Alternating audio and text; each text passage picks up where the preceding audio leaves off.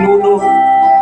Naway bumailan lang ito sa ibabaw ng lupain ng maniligayang mga mamamayan sa panghabang panahon. Hayun ang ating watawa. Umagugay-guay. Isa ang pampihirang ganda. Kapayang pamulugan.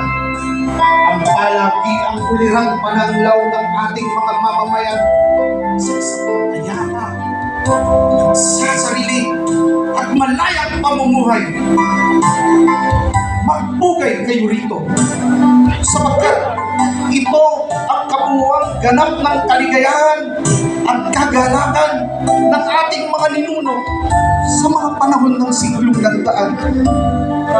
Hagkanin ito sapagkat ito ang watawat ng magigiting nating mga anak na sila Sulaiman at Maria Clara.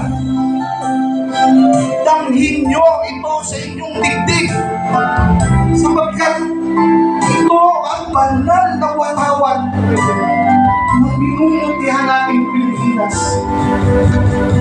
Ingatan nyo ito sa inyong mga puso sapagkat ito ang palatandaan ng ating mga kapatid na nagbuwis ng buhay alang-alang sa ating bayan.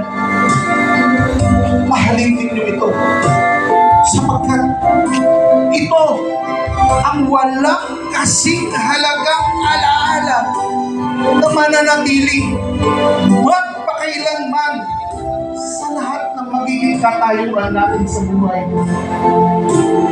Igalang ninyo ito ng lubusan sapagkat ito ang nabubuhay na katauhan ng diwa ng lupang ating sinilangan.